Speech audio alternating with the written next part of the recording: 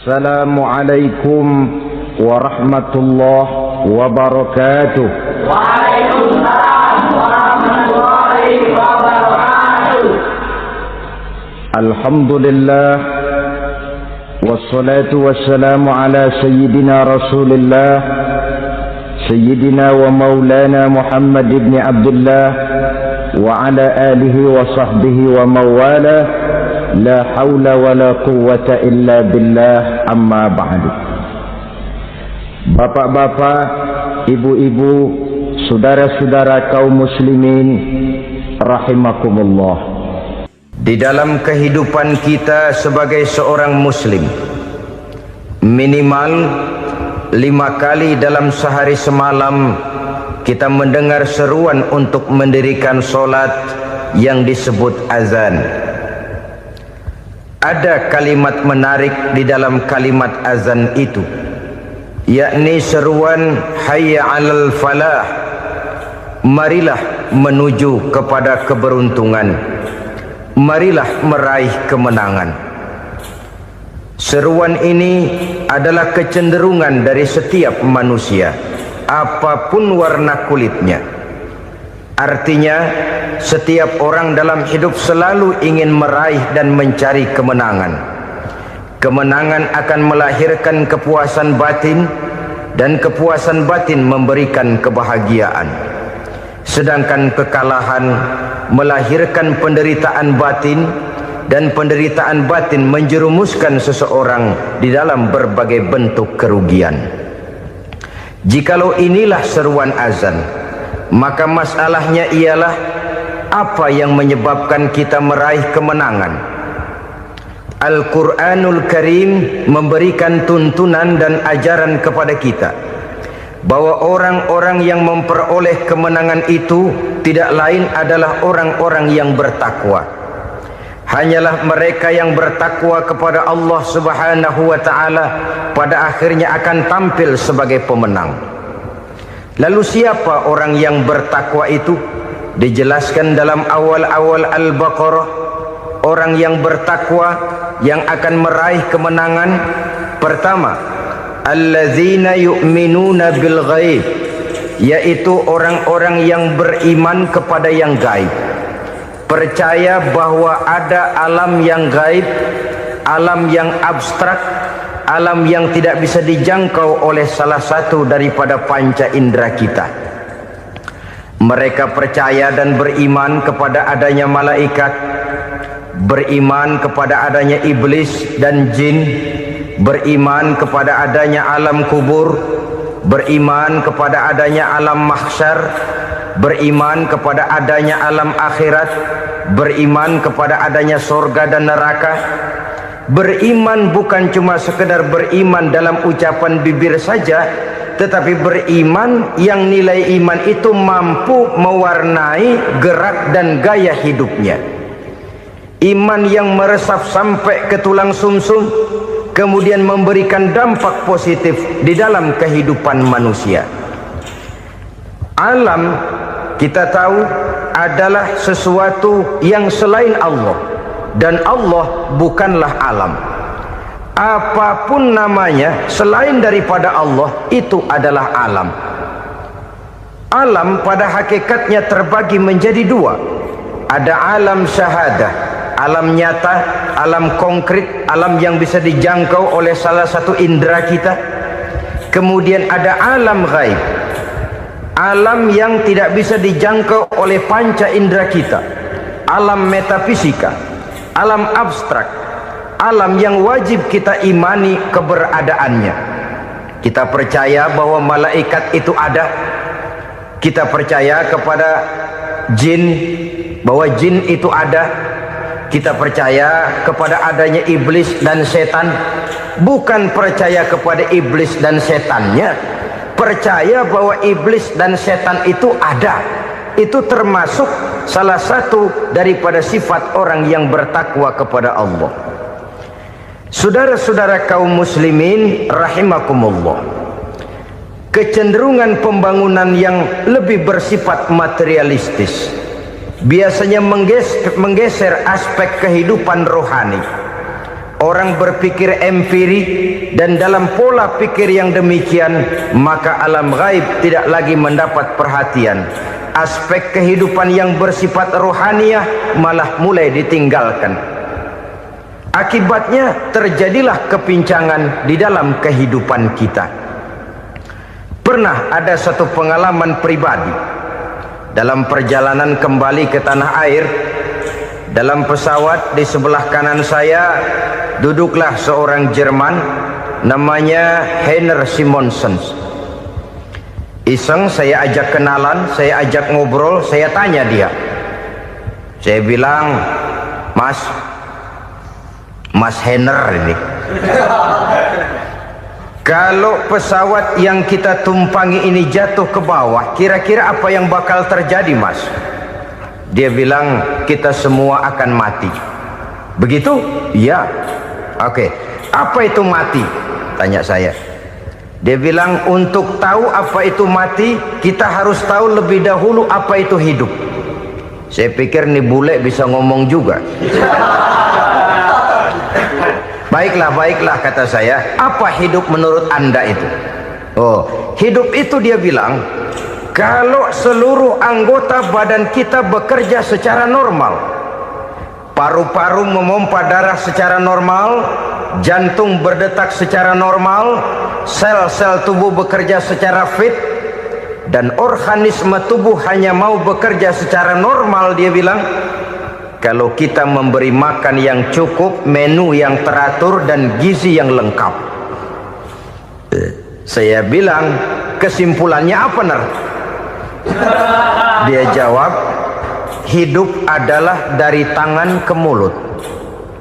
Life is from the hand to the mouth, kata dia. Hidup adalah dari tangan ke mulut. Jadi masalah hidup tidak lebih daripada masalah isi perut. Orang pergi pagi, pulang sore, peras keringat, banting tulang, perut yang dibelain. Saya bilang, you are wrong. Sampean salah, Ner. Kamu orang Islam bukan? Bukan. Pantas. Kenapa saya salah? Dia bilang, ya jelas salah. Salahnya di mana? Kamu ini manusia. Kalau hidup cuma dari tangan ke mulut, saya bilang, kambing di kampung saya juga begitu pikirannya, Ner. Itu kambing di kampung saya, asal perutnya kenyang, sudah hidup dia. Perkara besok bagaimana, lusa prospeknya macam mana, bulan depan ada apa, kambing nggak pernah mikir. Di kampung saya kambing juga pikirannya begitu. Kamu Kristen ya? Tadinya. Loh kok tadinya, lalu apa sekarang kamu ini? Dia bilang, sekarang saya netral. Saya tidak beragama, tapi saya percaya kepada Tuhan sebagai pencipta alam. Saya ingat benar dia bilang, I haven't any religious, but I believe to God as the creator of the world. Kenapa bisa netral begitu, Ner? Habis saya bingung katanya. Islam bilang Islam baik, Kristen bilang Kristen baik, Hindu Buddha bilang Hindu Buddha baik, semua agama baik. Saya netral sekalian, nggak beragama. Yang penting saya percaya kepada Tuhan. Saya bilang, Ner, kamu ini kayak orang mau beli celana, lalu bingung. Yang satu bilang Levi's bagus, yang satu bilang Blue Jean hebat, yang satu bilang Wool England hebat. Celana ini hebat, celana itu bagus, celana ini hebat. Semua celana bagus, kamu bingung. Akhirnya netral, tidak pakai celana. Itu juga salah. Saya pikir-pikir, kemudian saya melihat bahwa dua pola berpikir Heiner ini nampaknya sudah mulai menggejala di lingkungan masyarakat bangsa kita. Disadari atau tidak, secara jujur kita harus berkata, dua pola pemikiran Heiner ini mulai berkembang di tengah masyarakat bangsa kita. Pertama, pola pikir materialisme. Hidup adalah dari tangan ke mulut. Masalah hidup tidak lebih masalah isi perut. Itu yang perlu dibela, dan disitulah arti kehidupan. Pergi pagi, pulang sore, peras keringat, banting tulang untuk mempertahankan perut. Kalau sudah kemari cara orang berpikir, maka buat apa percaya kepada yang gaib? Untuk apa sholat? Untuk apa puasa? Untuk apa zakat? Untuk apa menghadiri majelis taklim?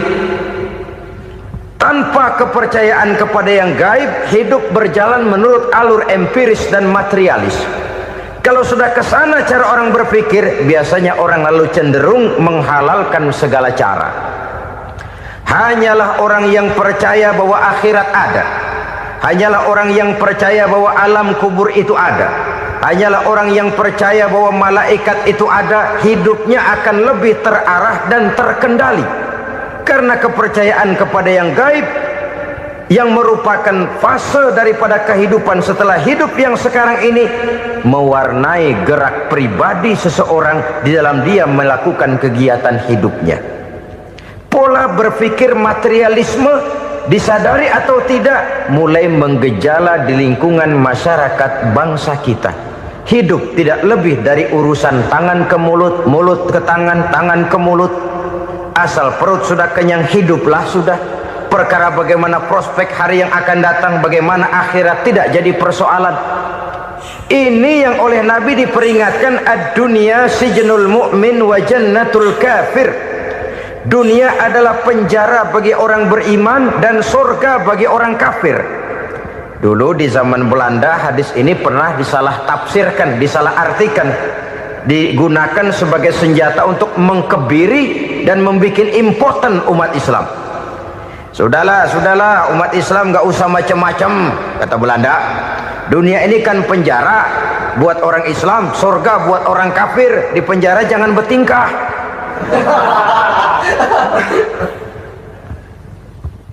Pengertiannya tidak begitu. Dunia adalah penjara bagi orang mukmin. Artinya dalam kehidupan dunia seorang mukmin tidak bebas memperturutkan hawa nafsunya. Di penjara hawa nafsunya itu. Sebaliknya surga bagi orang-orang kafir. Buat orang kafir surgalah dunia ini. Mereka bebas memperturutkan hawa nafsunya. Dilarang tidak terlarang, dicegah pun tidak tercegah. Mereka hidup menurut alur bisikan nafsu mereka sendiri. Kemudian bila ajal datang, maut merenggut nyawa, selesailah surganya sampai di situ. Maka bagi orang-orang yang tidak percaya kepada adanya akhirat, kepada adanya alam gaib, surganya sebatas umurnya. Sekali lagi, surganya sebatas umurnya. Bila umur selesai, ajal pun datang merenggut nyawa, selesailah sudah surganya sampai di situ. Alangkah pendeknya perjalanan orang-orang yang tidak percaya kepada alam gaib ini. Bagi kita mukmin, jikalau kita mampu memenjarakan hawa nafsu, kita bisa bahagia di dunia ini. Dan Islam memang tidak menyuruh kita sengsara di dunia. Raih dunia, kejar dunia, gapai dunia sebagai alat untuk mencapai kebahagiaan di akhirat nanti. Hidup adalah satu perjalanan panjang yang terbentang sejak kita terlahir dari alam rahim sampai kepada alam akhirat nanti. Andai kata kita gagal meraih kebahagiaan di dunia, toh kita masih punya akhirat. Tapi jangan jadi dalil yang melemahkan semangat. Biarin dah kita di dunia kebelangsak, yang penting akhirat. Akhirnya dunia benar-benar kebelangsak. Bagaimana dunia ini bisa kita raih, dan bagaimana meraih dunia untuk menunjang kepentingan akhirat nanti. Yang kedua, dari pikiran Heiner yang saya lihat menggejala di lingkungan masyarakat bangsa kita, timbulnya manusia-manusia netral. Seolah-olah Tuhan yes, agama no. Sama Tuhan percaya, agama ogah. Tuhan ngangguk, giliran agama godeng. Padahal hampir dalam setiap ayat dalam Quran, kata-kata amanu biasanya bergandeng dengan wa'amilus sholihat. Iman dan amal soleh. Ini sebagai isyarat Tuhan dan agama jangan pernah dipisah-pisah. Apabila kita bertuhan, maka kita harus beragama. Apabila kita beragama, maka agama itu harus bersumberkan dari Tuhan yang kita imani itu.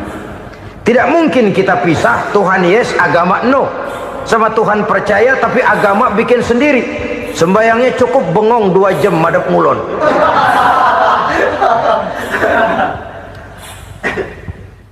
Saudara-saudara kaum muslimin rahimakumullah.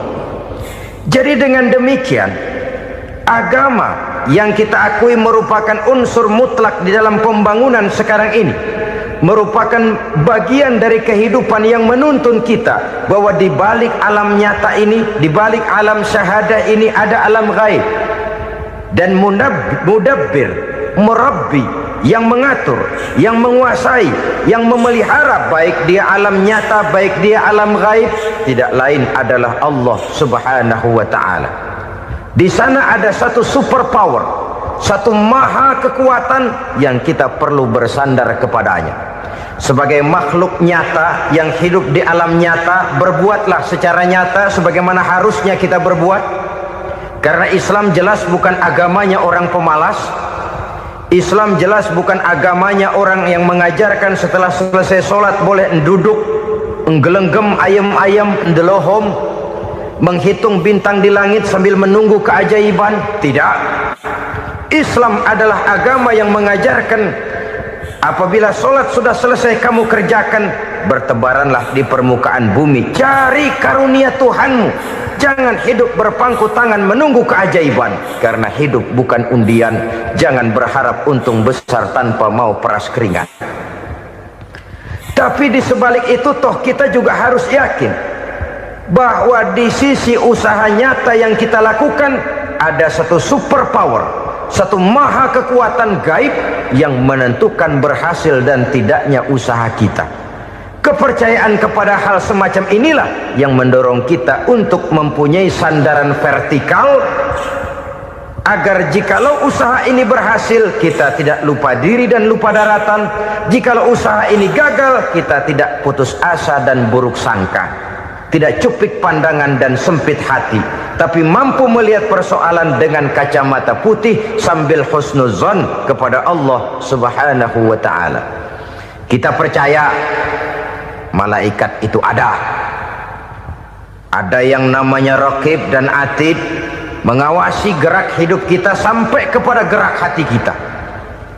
Ini memberikan sugesti agar kita berhati-hati, tidak sejengkal tanah pun kita bisa berlindung dari pengawasan raqib dan atid. Ada munkar nakir yang akan menyoal kita di alam kubur. Ada malaikat Malik, penjaga neraka. Ada malaikat Ridwan yang menjaga surga. Kita percaya kepada adanya jin, kita percaya kepada adanya setan, iblis. Percaya kepada adanya, bukan mempercayai si setan, si iblis lalu menjadikannya sebagai teman. Tidak. Percaya bahwa mereka itu ada dan merupakan makhluk Allah yang gaib, yang diciptakan Allah Azza wa Jalla. Kepercayaan kepada alam gaib memberikan motivasi terhadap gerak lahir manusia, sehingga dengan motivasi kepercayaan kepada yang gaib, gerak lahir jadi lebih terarah, jadi lebih terpelihara. Pernah seseorang bertanya, "Pak, apakah adanya akhirat bisa dibuktikan secara ilmiah?" Saya bilang tidak bisa, tidak bisa. Kenapa? Karena yang berangkat nggak pernah pulang kembali lagi. Kalau dia pulang kemari bisa kita tanya bagaimana enak di sono. Cuma secara moral saya katakan, lebih beruntung orang yang percaya kepada akhirat daripada yang tidak. Sekarang saudara percaya akhirat ada, lalu saudara baik-baik di dunia, sholat, puasa, zakat, menolong orang lain, menebarkan kebajikan. Saudara mati. Andai kata akhirat tidak ada, toh dalam hidup saudara sudah berbuat baik, paling tidak nama saudara akan dikenang sebagai orang baik. Sebaliknya, saudara percaya, kata saya, bahwa akhirat tidak ada, lalu hidup semau-maunya, tenggelam dalam maksiat dan munkarat, menentang Allah, tidak mau ruku dan sujud, lalu saudara mati, kemudian akhirat ada. Ayo, mau apa? Bekal tidak punya. Jadi secara moral lebih beruntung orang yang percaya kepada adanya akhirat daripada yang tidak percaya. Dan itu alam gaib yang tidak bisa dibuktikan secara eksat. Jangankan untuk membuktikan seperti itu, dalam kehidupan sehari-hari saja yang kita rasakan tidak selalu berbentuk toh. Angin, bagaimana sih bentuknya angin? Kita tidak tahu. Merah, buktinya kalau dikerok merah. Yang merah itu kulit, yang kulit kita bukan anginnya. Sakit, rasa sakit itu ada, tapi bagaimana bentuk sakit kita nggak pernah tahu. Kalau kita makan cabai pedas, bagaimana bentuk pedas itu tidak ada, tapi rasa ada. Bentuk pedas hijau, cabainya bukan pedasnya. Tidak semua yang kita rasakan bisa kita gambarkan dalam bentuk yang konkret.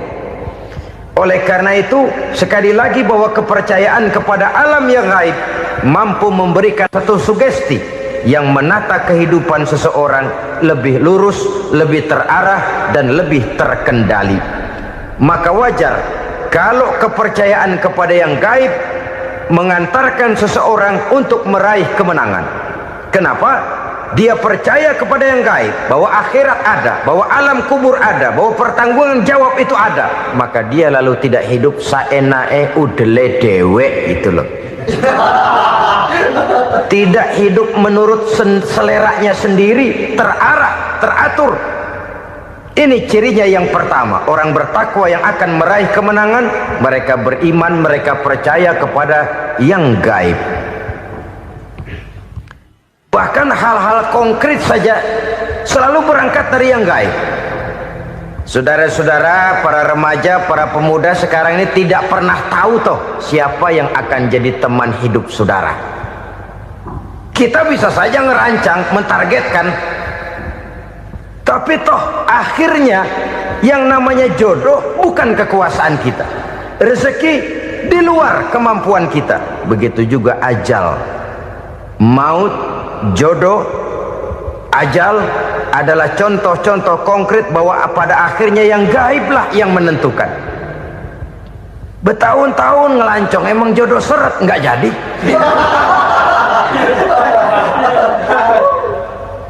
Begitu kenal baru setengah malam nginep ditangkap hansip kan.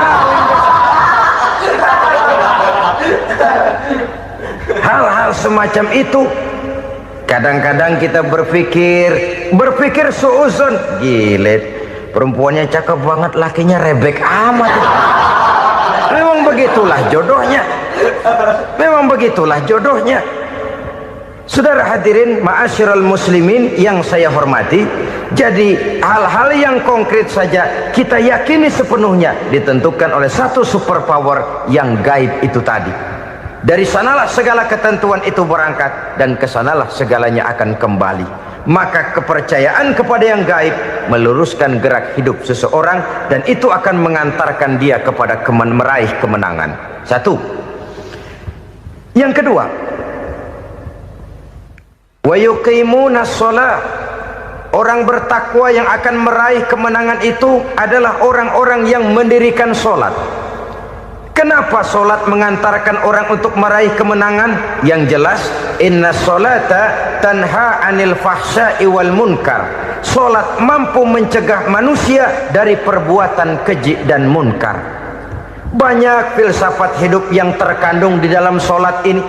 Sejak kita wudhu sampai kita menghadap ke arah kiblat, sampai kita melakukan gerak-gerak sholat, bacaan-bacaan yang ada di dalam sholat, lalu sampai kepada mengucapkan salam.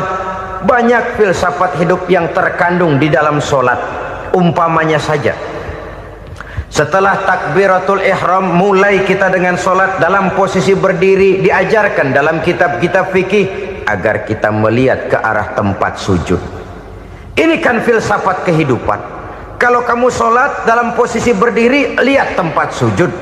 Jangan sholat mata jelalatan, sebab nanti bisa mengurangi kekhusyuan. Jadi wajar kalau yang dikatakan bahwa yang paling afdol adalah shaf yang di depan. Kenapa? Secara harfiah pengertiannya akan lebih mengundang kekhusyuan. Kenapa? Kalau kita di shaf paling depan di masjid umpamanya paling banter kita lihat tembok. Tapi kalau kita soft di tengah atau di belakang, orang-orang di depan kita pun akan kelihatan. Yang bajunya loreng, yang bajunya genggang, yang bajunya macam-macam. Kita lihat, kadang-kadang kita pikirin, ada yang bajunya bolong. Kita sholat tapi dalam hati, nih orang bajunya robek, yang nggak tahu apa. Ada saja hal-hal yang mengusik kekhusyuan kita. Oleh sebab itu diajarkan dalam posisi berdiri, lihat, arahkan pandangan matamu kepada tempat sujud. Ini kan filsafat kehidupan. Maksudnya apa? Kalau lagi diri, lihat dong tempat sujud. Kalau udah di atas, ingat dong sama yang bawah. Kalau sudah tinggi, ingat dong dari mana kamu berangkat. Kalau sudah berkuasa, bantu dong yang lemah. Kalau sudah kaya, santuni dong yang miskin. Kalau sudah alim, bimbing dong yang awam. Ini filsafat kehidupan. Dalam posisi berdiri, kau lihat tempat sujud. Ini akan melahirkan kepekaan sosial, di mana seseorang mau tahu kepada orang lainnya. Bagaimanapun kaya kita, tinggi pangkat dan jabatan kita, jikalau hidup hanya untuk kepentingan perut sendiri saja, rasanya belum membawa manfaat di dalam kehidupan kita. Tapi efek yang tertinggi sesungguhnya, solat mencegah manusia dari perbuatan keji dan munkar. Perbuatan keji dan munkar, walaupun kelihatannya mendatangkan uang, membawa keuntungan, tapi itu keuntungan semu, keuntungan sementara. Dengan menipu orang lain kita bisa dapat untung, tapi tidak membawa berkah. Dan itu adalah kerugian besar dalam kehidupan kita.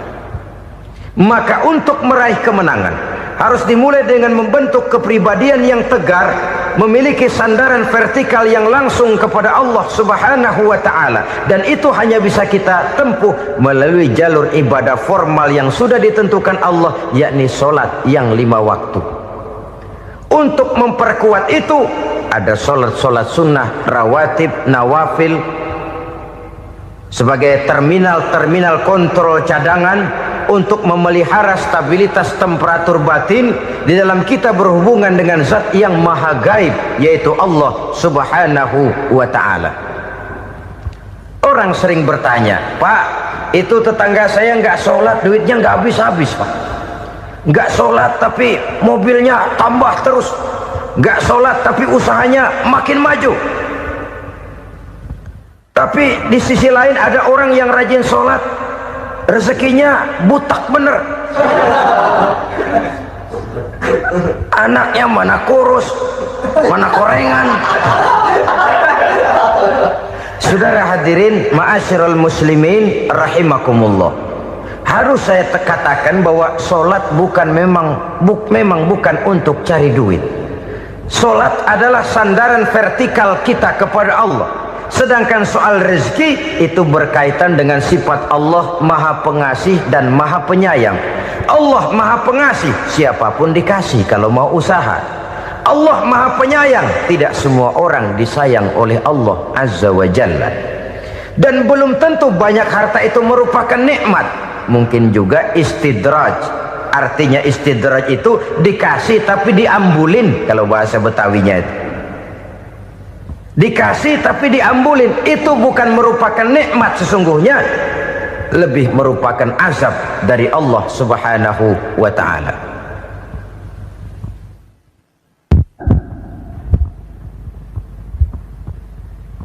Agama mempunyai sistem solat, dan kita umat Islam telah dituntun oleh Allah Subhanahu wa ta'ala yang wajibnya 5 kali dalam sehari semalam mendirikan solat. Dan itu tentu berada dalam jangkauan kemampuan manusia. Pada awalnya barangkali kita memang merasa solat itu satu kewajiban, tapi semakin kita hayati makna, manfaat dan filsafat yang terkandung di dalam ajaran solat, semakin sampai kita kepada keyakinan bahwa solat adalah keperluan kita.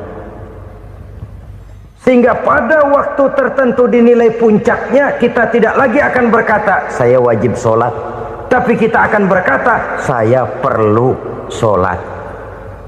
Kalau kita sudah merasakan itu adalah keperluan kita, nah di sanalah kita baru akan merasakan ruginya kalau hal itu tidak kita laksanakan. Sepanjang kita masih berkata saya wajib sholat, kita akan lebih merasakan dia sebagai beban ketimbang sebagai keperluan. Yang jelas Allah tidak memerlukan ibadah yang kita laksanakan ini. Dengan kata lain, andai kata satu dunia penuh ini orang tidak ada yang sholat satu pun, Allah tidak akan turun dari jabatan Tuhan. Jangan lalu berpikir kalau kita ngambek se-RW kagak sembahyang Tuhan tekor kali ini ya. Tentu tidak. Itu perlunya kita, bukan perlunya Allah. Dan pada induknya kita akan berkata saya perlu agama. Kalau secara induk kita sudah memerlukan agama, maka konsep-konsep yang ada di dalam ajaran agama itu pun adalah juga merupakan keperluan kita. Baik dia bernama sholat, baik dia bernama puasa, baik dia bernama zakat, baik dia bernama haji, seluruhnya adalah keperluan kita. Dan sesuatu yang kita perlukan apabila tidak kita laksanakan akan melahirkan kerugian di dalam kehidupan. Jangan heran kalau kita membaca riwayat perjalanan hidup para salafus soleh, orang-orang soleh. Ada yang tahajud sampai 100 rakaat, ada yang sholat malam kakinya sampai bengkak. Kita sekalinya bengkak biri-biri. Ada yang sholat membaca surah dalam Al-Quran sampai khotam Quran. Kok mau? Mereka sudah merasakan itu keperluan. Itu saja soalnya. Satu saat pun jikalau kita merasa bahwa itu keperluan saya, kita pun akan melaksanakan seperti itu.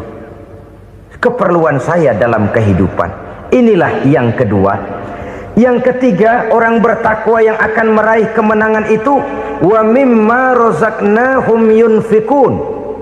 Mereka membelanjakan sebagian daripada rezeki yang diberikan Allah kepada mereka. Mereka infakkan di jalan Allah. Ada satu dialog menarik. Satu hari seorang anak muda bertemu dengan seorang kakek-kakek yang sudah dikenalnya baik. Bertanyalah anak muda ini, "Kek, umur kakek berapa tahun?" 15 tahun, kata si kakek. Anak kakek berapa orang? 1. Harta kakek berapa banyak? 15 juta. Si anak muda ini bengong. Lalu protes, "Kok kakek bohongin saya?" "Kenapa?" "Saya tahu umur kakek 70 tahun. Kenapa ngaku 15? Saya tahu anak kakek 5. Kenapa bilang 1? Saya tahu kakek miliuner, miliaran uang kakek. Kenapa ngaku cuma 15 juta? Begini, kata si kakek tadi. Benar, umur saya 70 tahun. Tapi dari umur yang 70 tahun itu baru 15 tahun terakhir ini saya merasakan ibadah kepada Allah. Meninggalkan maksiat, jauh dari segala macam munkarat. Maka yang 15 tahun inilah yang benar-benar saya rasakan sebagai umur saya. Benar anak saya 5, tapi yang 4 susah diatur. Cuman 1 rasanya nih yang bakal jadi si buah hati belahan jantung pelanjut cerita penerus sejarah. Cuma 1 ini yang saya harapkan, yang akan jadi anak soleh, yang akan membuat saya menerima pensiunan pahala. Kalau yang 4 apek dah, nggak ada harapan. Yang 1 nyekek botol melulu. Oh begitu, iya. Lalu kenapa kakek bilang harta kakek cuma 15 juta padahal saya tahu kakek uangnya miliaran, depositonya banyak? Ya karena 15 juta itulah yang saya ingat yang pernah saya belanjakan di jalan Allah. Saya merasa itulah harta saya yang sebenarnya. Yang miliaran yang saya simpan di bank kelak kalau satu saat saya mati akan jadi rebutan di antara anak-anak saya. Iya kalau anak saya soleh kayak yang 1 ini. Kalau yang 4 tadi udah tulen dia bakal berantem dah berebut tuh. Jadi 15 juta yang saya belanjakan di jalan Allah inilah yang saya merasakan benar-benar harta saya yang sesungguhnya. Dialog ini patut menjadi bahan renungan kita bersama. Diberikan kita umur 40, 50, 60, 70, 80. Berapa tahun dari umur yang diberikan itu yang jalan mulus, yang kita gunakan untuk melaksanakan ibadah? Banyak harta kita simpan di bank, di lemari, di dompet, di tas. Tapi berapa yang sudah kita depositokan di jalan Allah yang akan menemani kita di hari kita kembali nanti?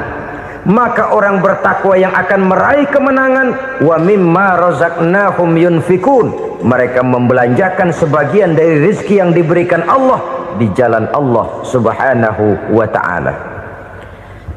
Ma'asyiral muslimin rahimakumullah, zahirnya memang kita memberikan kepada orang lain, tapi hakikatnya kita menyimpan untuk diri kita sendiri.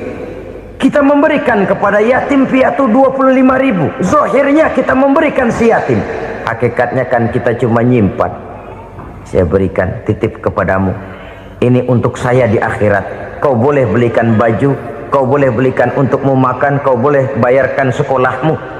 Ini untuk saya. Hakikatnya kita nyumbang masjid 1 juta, zahirnya kita berikan kepada panitia masjid, tapi hakikatnya kan cuma titip 1 juta ya, untuk saya di alam kubur nanti. Silahkan kau boleh belikan semen, ini uang, belikan besi, belikan pasir. Saya cuma sekedar titip untuk kepentingan saya. Hakikatnya kita cuma sekedar menitip. Sebagaimanapun pada hakikatnya, apapun yang kita miliki dalam kehidupan kan cuma sekedar hak guna pakai, bukan hak milik mutlak. Harta kita, rumah kita, kendaraan kita, kebun kita, pabrik kita, hak guna pakai saja. Hak milik mutlak cuma untuk Allah subhanahu wa ta'ala. Saudara-saudara kaum muslimin rahimakumullah, ini yang ketiga. Kemudian yang keempat, orang-orang bertakwa yang akan meraih kemenangan, allazina yu'minuna bima unzila ilaika, mereka yang beriman, mereka yang percaya kepada apa yang telah diturunkan kepadamu Muhammad, ay Al-Quran, yakni Al-Quranul Karim. Setelah percaya kepada yang gaib, mendirikan solat, kemudian menginfakkan sebagian dari rezeki yang diberikan Allah, mereka juga lalu percaya kepada yang diturunkan terhadap Nabi, yaitu tidak lain Al-Quranul Karim. Sekali lagi di sini, percaya bukan hanya sekedar percaya saja, tetapi percaya lalu menjadikan Al-Quran itu sebagai pedoman hidup. Sebab memang Al-Quran itu adalah GBHM, garis-garis besar haluan muslim. Apa yang harus kita lakukan, apa yang harus tidak kita lakukan, bagaimana mestinya kita bertingkah laku dan berbuat, seluruhnya tercantum di dalam Al-Quranul Karim. Itu sebabnya ketika satu hari Aisyah ditanya bagaimana akhlak Rasul, beliau menjawab, kana Rasulullah sallallahu alaihi wasallam khuluquhul Quran. Akhlak daripada Rasulullah tidak lain adalah Al-Quran. Jawaban simpel ini memberikan gambaran bahwa keseluruhan daripada konsepsi Quran sudah diterjemahkan dalam kehidupan Rasulullah sallallahu alaihi wasallam. Karena kita tahu akhlak adalah keseluruhan dari gerak hidup manusia. Sejak ia berpribadi, berumah tangga, bertetangga, bermasyarakat, sampai kepada berbangsa dan bernegara, Al-Quran tetap memberikan sentuhan nilainya. Oleh karenanya, orang-orang yang bertakwa adalah orang-orang yang menjadikan Al-Quran sebagai pedoman dalam kehidupannya. Dan kita yakini Al-Quran diturunkan kepada Nabi Muhammad bukan merupakan produk Nabi Muhammad.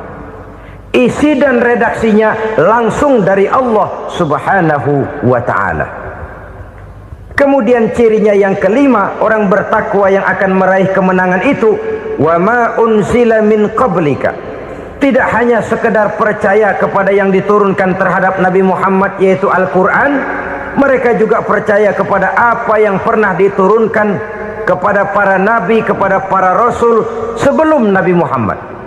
percaya kepada adanya suhuf, percaya kepada adanya Taurat, percaya kepada adanya Injil, percaya bahwa Allah dahulunya sudah menurunkan Taurat kepada Musa, percaya bahwa Allah sudah menurunkan Injil kepada Isa, percaya Injil ada, Taurat ada, diturunkan Allah untuk Isa dan Musa, tetapi tidak wajib mengamalkannya karena kita sudah diberikan Al-Quranul Karim.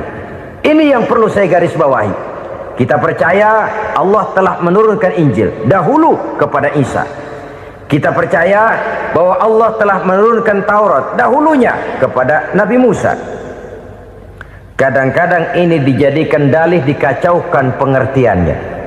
Quran saja mengajarkan bahwa orang yang bertakwa harus percaya kepada Injil, maka pakailah Injil. Apalagi kalau ayat sebelumnya ditilap, dihapus, dihilangkan, Injilnya yang ditekankan, maka akan terjadilah penekanan yang salah arah. Karena salah arah akhirnya bisa merusak dan menghancurkan akidah.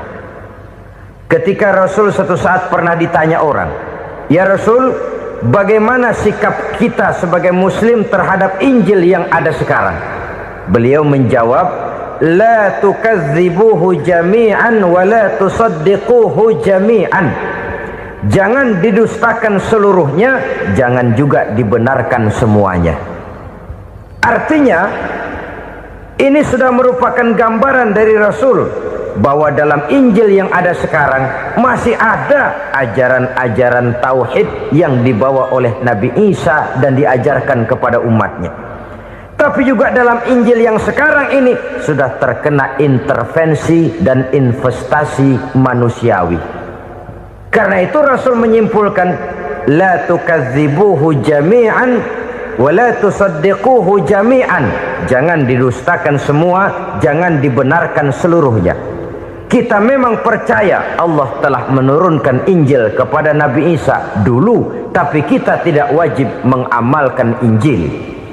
Kita percaya Allah telah menurunkan Taurat kepada Nabi Musa, tapi kita tidak wajib mengamalkan kitab ajaran Taurat.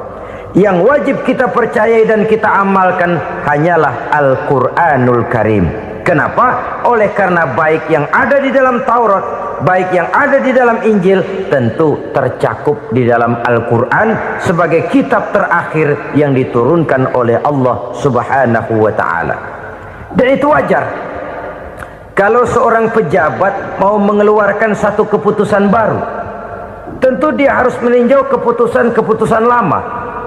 Andai kata dianggap tidak berlaku, dianggap tidak relevan lagi, maka keputusan-keputusan lama itu tentu sudah dianggap tidak berlaku. Sebagian daripada aturan-aturan dalam keputusan lama yang masih dianggap relevan tercantum dalam keputusan baru yang wajib diamalkan. Begitulah hubungannya antara Al-Quran, Taurat, Zabur, dan Injil. 4 kitab samawi yang diturunkan Allah masing-masing kepada Zabur untuk Nabi Daud, Taurat untuk Nabi Musa, dan Injil untuk Nabi Isa alaihi wassalatu wassalam. Ketiga-tiga kitab itu kita percayai adanya. Kita yakini Allah telah menurunkan Zabur, Taurat, dan Injil, tapi kita tidak wajib mengamalkannya. Yang wajib kita mengamalkannya sekarang ini tidak lain hanyalah Al-Quranul Karim saja, karena ia mencakup apa yang ada di dalam Zabur, apa yang ada di dalam Taurat, dan apa yang ada di dalam Injil. Keotentikannya bisa dipertanggungjawabkan. Ya, tapi kan Nabi Muhammad sudah mati 14 abad yang lalu, dan di zaman beliau Al-Quran kan belum dikodifikasikan, belum ditulis. Bagaimana keotentikannya bisa dipertanggungjawabkan? Mudah saja. Allah berjanji, inna nahnu nazzalna dzikra wa inna lahu lahafizun. Kami yang menurunkan Al-Quran dan kami yang akan menjaga dan memeliharanya. Allah turunkan Quran, Allah menjaganya. Bagaimana cara Allah menjaga Al-Quran itu? Banyaknya orang-orang yang hafaz Al-Quran. hafaz Al-Quran 30 juz 114 surah 6666 ayat, sehingga jangankan satu kata, jangankan satu ayat, satu kalimat saja berubah sudah akan timbul reaksi dan mudah dimengerti. Kenapa? Banyak orang-orang yang hafaz Al-Quran. Sedangkan pada setiap akhir tahun biasanya malaikat Jibril selalu mengadakan checking terhadap ayat-ayat yang diturunkan pada waktu itu. Di zaman Nabi sendiri sudah ada usaha kodifikasi. Dan yang lebih luar biasa lagi, sampai hari ini tidak seorang pun mampu membuat satu ayat saja semacam Al-Quran. Ke bahasa manapun dia diterjemahkan, naskah aslinya tetap ikut, rujukan dasarnya tetap ada. Berdasarkan itu maka tidak mungkin terjadi penyelewengan terhadap atau pemalsuan terhadap ayat-ayat Al-Quranul Karim. Kesuciannya, keotentikannya, kemurniannya bisa dipertanggungjawabkan. Ma'asyiral muslimin rahimakumullah. Oleh karenanya, konsepsi dasar daripada ajaran Islam ini memang tidak lain adalah Al-Quran dan Sunnah. Isi daripada agama Islam yang merupakan iman, Islam dan ihsan, konsepsi dasarnya tidak lain adalah Al-Quran dan Sunnah Rasulullah Sallallahu Alaihi Wasallam. Maka yang kita perlukan sekarang ini adalah terjemahan Al-Quran di dalam kehidupan kita. Dengan demikian, maka gaya kehidupan yang lebih Qurani itulah yang kita dambakan. Kita perlu memang terjemahan Quran dalam bahasa Inggris, dalam bahasa Belanda, dalam bahasa Jepang, tapi yang lebih kita perlukan adalah terjemahan Quran di dalam kehidupan kita. Konsekuen, tidak memanipulasi, ringan sama kita jinjing, berat sama kita pikul. Jangan kalau lempengan ayat Quran tuh kira-kira enak diamalin, keras teriakan kita. Giliran kira-kira ayat Quran itu mukul kepala kita sendiri, diam kita. Itu ciri yang pernah disindir Allah dalam awal-awal Baqarah juga. Ciri beragamanya orang yang munafik. Kullama adha'a lahum masyawfih, kata Allah. Wa iza azlama alaihim qamu. Apabila terang mereka jalan, apabila gelap mereka berhenti. Artinya, kalau kira-kira di Islam nguntungin, rame-rame pada teriak Islam. Tapi ketika diminta untuk berjuang, ketika dituntut untuk berkorban, rame-rame mengundurkan diri. Nasib agama tidak ubahnya seperti daun pisang yang dikait orang di tepi jalan lantaran tak berpayung di ketika hari hujan. Manakala hujan usailah sudah, daun itu pun dicampakkan di tepi jalan, diinjak pula orang nan lalu. Artinya orang menjadikan agama cuma sebagai lipstick, decoration only, tidak konsekuen. Hanya pada saat-saat kelihatannya Islam membawa keuntungan, rame-rame orang teriak-teriak tentang Islam. Tapi jikalau diminta berjuang, jikalau dituntut untuk berkorban, biasanya rame-rame juga mengundurkan diri. Jangan heran kalau mayoritas hitungan kita, tapi minoritas peranan kita. Kuantitas kita dalam jumlah, tapi dalam kualitas kita lebih sering jadi penonton daripada jadi pemain. Padahal itu sangat tidak boleh terjadi. Umat Islam di Indonesia harus bangkit. Umat Islam di Indonesia harus sadar akan keberadaannya.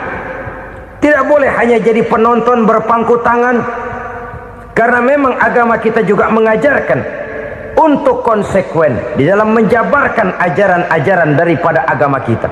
Kita sering menjadi jatuh menjadi umat yang lemah oleh karena kita ini tidak pandai menggalang kebersamaan yang diakibatkan tidak konsekuennya kita.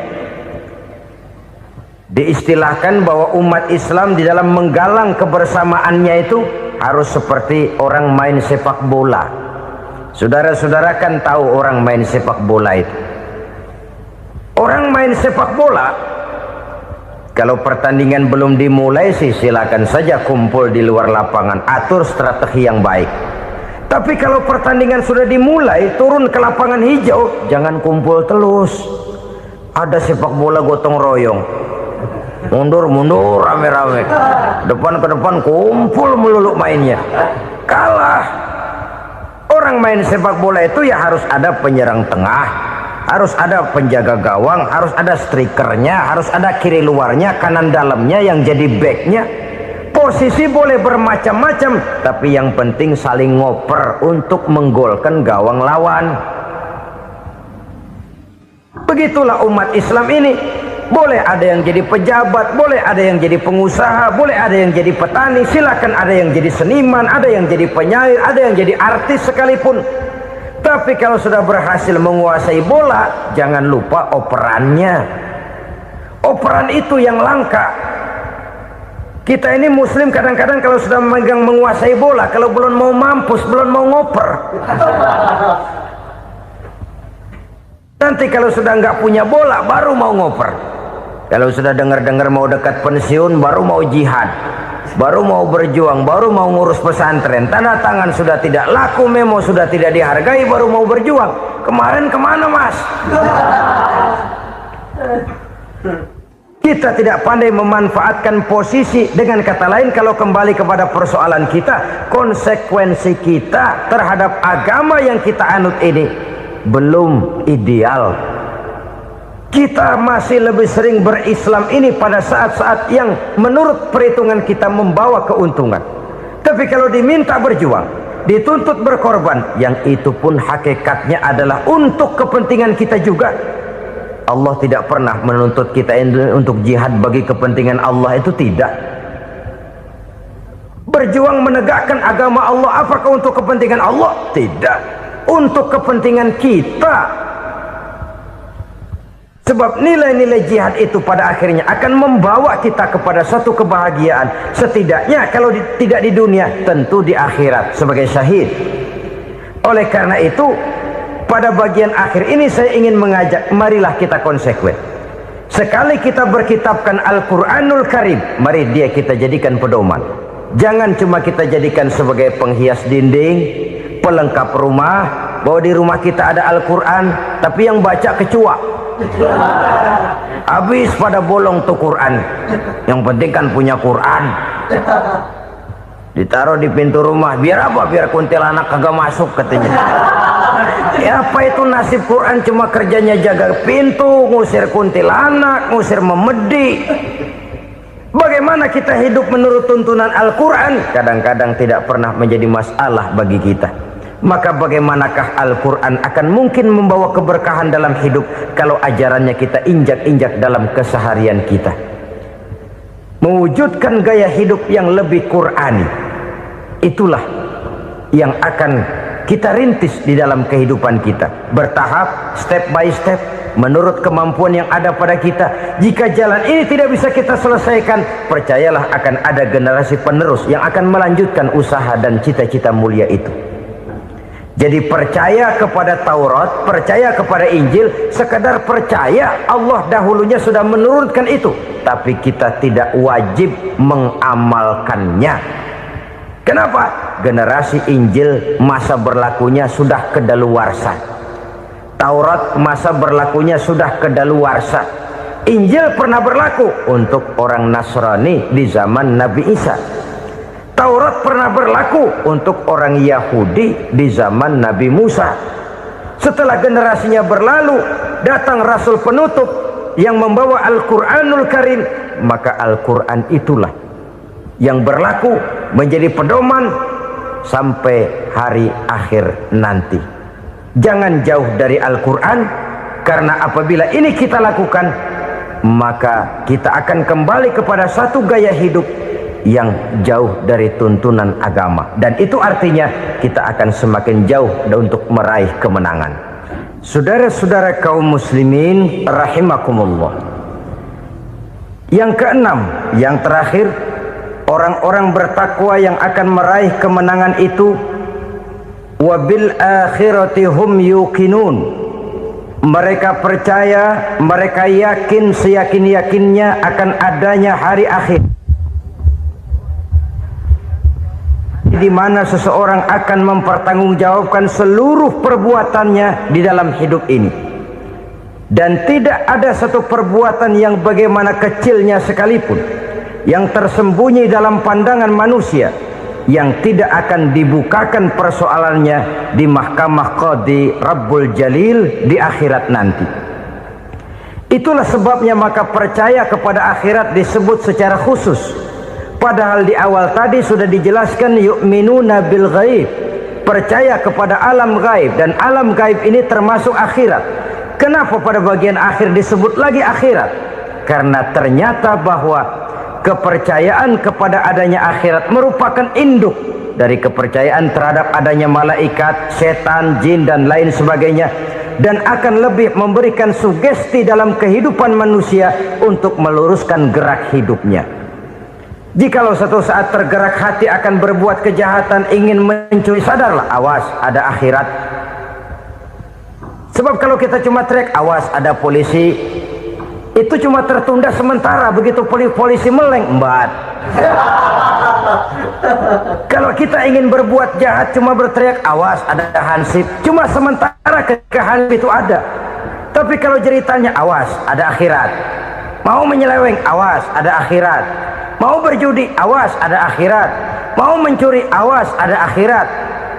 Keyakinan yang akan meluruskan gerak hidup manusia sehingga gerak itu jadi lebih terarah dan terkontrol, tidak merugikan baik diri sendiri, lebih-lebih orang lain. Ternyata bahwa kepercayaan kepadanya adanya hari akhirat sanggup menjadi sumber daya kontrol dari kehidupan manusia sehingga ia tidak terjebak dalam perbuatan maksiat dan munkarat. Saudara-saudara kaum muslimin, inilah saja yang kita bicarakan pada pertemuan kali ini. Semoga Allah subhanahu wa ta'ala memberikan kekuatan zahir dan batin kepada kita untuk dapat meraih kemenangan dengan beriman kepada yang gaib, mendirikan solat, membelanjakan sebagian dari rezeki yang diberikan Allah, percaya kepada Al-Quran, beriman kepada kitab-kitab yang diturunkan sebelum Al-Quran, lalu meyakini adanya hari akhirat. Terima kasih.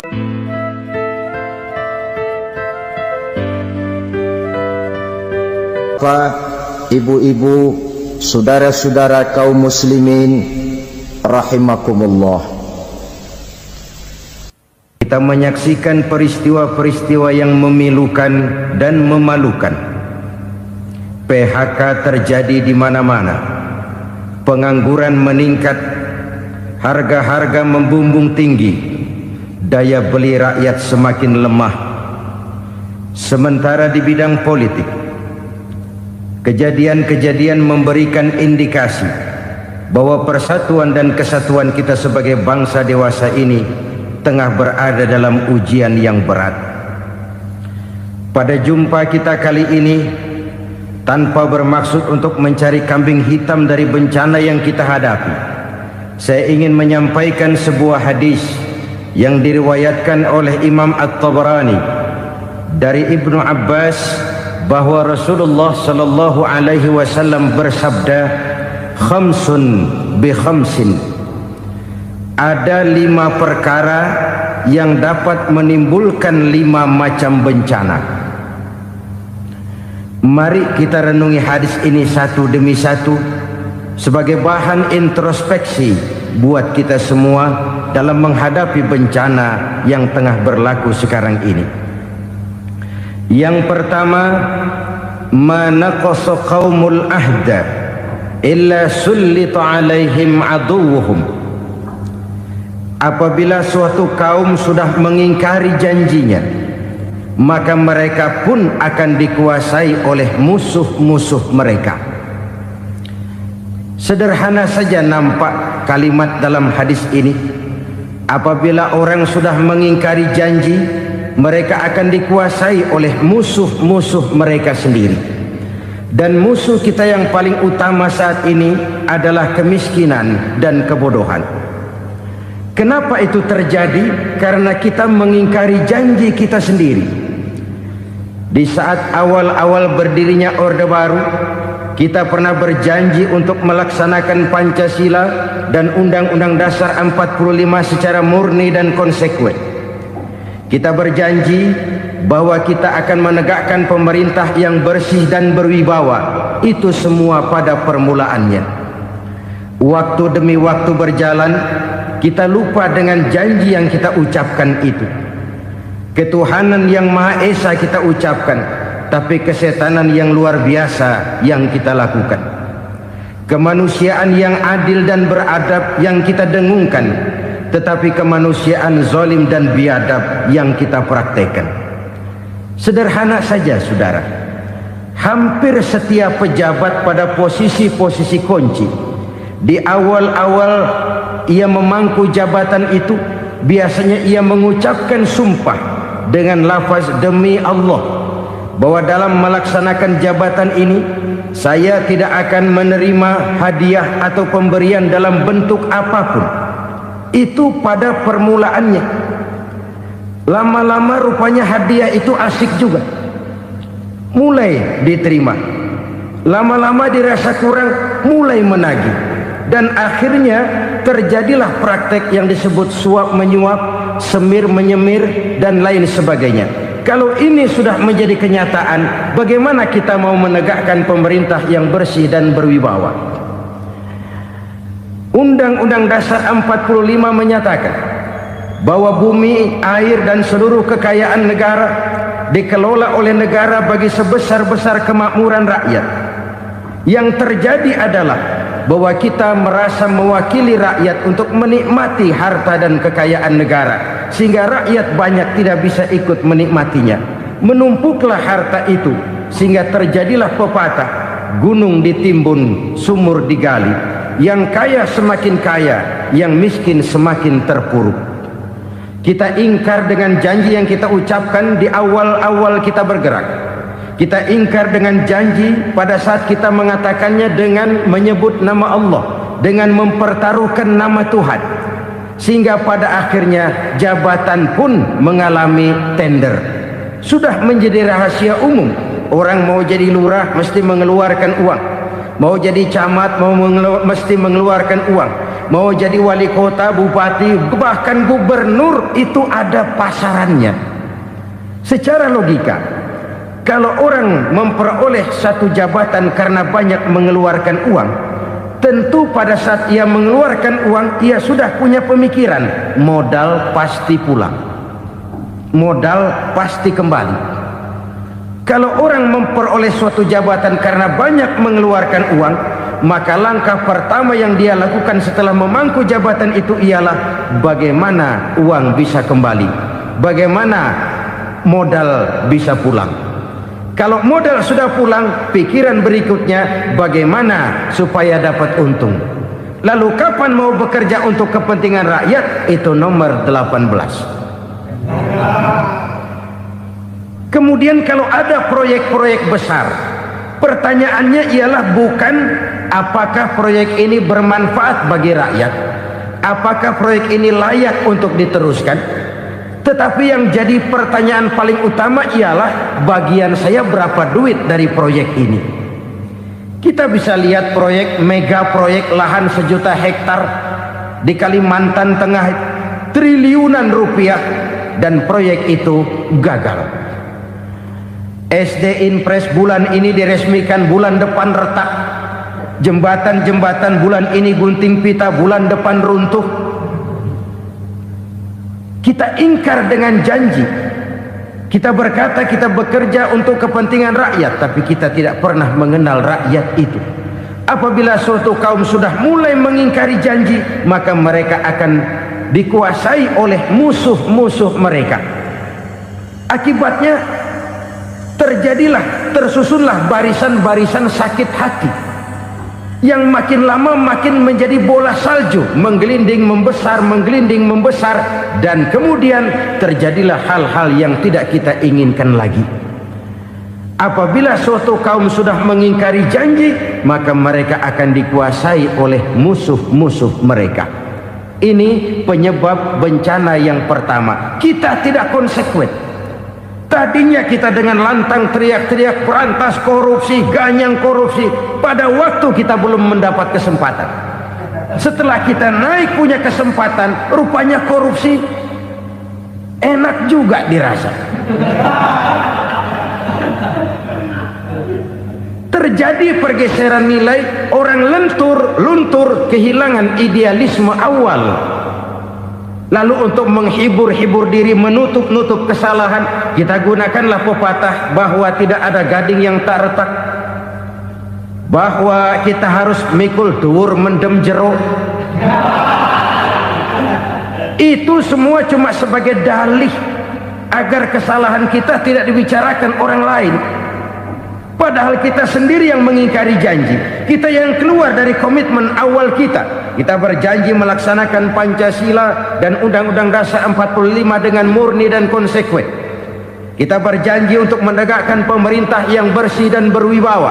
Namun dalam kenyataannya itu tidak kita laksanakan dengan sebagaimana mestinya. Kita bergeser, kita mengalami proses degradasi, peluncuran nilai, dan akhirnya terbentuklah barisan-barisan sakit hati yang semakin lama semakin membesar itu. Kita harus introspeksi. Memang kalau zaman sedang susah, biasanya kambing hitam laris, tukang kompor gentayangan. Itu dari dulu selalu mencari kambing hitam. Karena itu kita tidak bicara orang, kita tidak bicara siapa yang salah, kita bicara sistem, dan sistem itu bisa mengena siapa saja. Kalau orang sudah mulai mengingkari janji, bergeser dari komitmen awal, itu sudah mulai ia mengalami proses peluncuran, proses degradasi. Ini penyebab yang pertama. Kita tidak lagi konsekuen bahwa bumi, air, sumber daya alam adalah milik negara, dikuasai oleh negara, digunakan bagi sebesar-besar kemakmuran rakyat. Ternyata rakyat yang makmur itu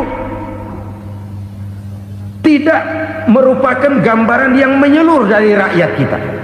Undang-undang dasar kita menganut ekonomi kekeluargaan, tapi yang kita praktekkan adalah ekonomi keluarga. Kalau bukan keluarga nggak dapat proyek. Kalau bukan keluarga nggak dapat macam-macam. Kekeluargaan kita rubah menjadi keluarga, timbullah penyakit nepotisme. Kita bergeser, kita ingkari janji, dan kita anggap kita atasnamakan rakyat. Rakyat cuma sekedar jadi address, rakyat cuma sekedar jadi alamat, tetapi kehidupan mereka tidak banyak berubah dan tidak banyak terangkat. Kaum muslimin rahimakumullah, ini penyakit yang pertama, penyebab bencana yang pertama. Yang kedua, kata Nabi, wa ma hakamu bighairi ma anzalallah. Apabila hukum yang diterapkan sudah tidak lagi bersumber dari hukum Allah, illa fasya fihimul faqru, maka akan bertebaranlah kemiskinan di mana-mana. Ini artinya apa? Apabila hukum tinggal sebuah stempel, apabila hukum sudah diatur menurut kepentingan, apabila hukum sudah tidak lagi ditegakkan secara adil, maka kemiskinan merambah di mana-mana.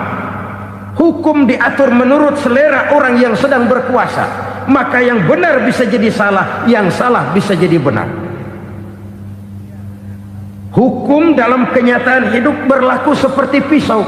Pisau itu kan saudara lihat, yang namanya pisau dimanapun itu tajamnya ke bawah, ke atas tumpul. Kalau hukum itu, kalau untuk rakyat, hukum itu tajam bukan main, cepat sekali dilaksanakan. Tapi giliran menengah ke atas, yang gedean dikit berbuat salah, hukum tompul. Hukum pura-pura tidak dengar.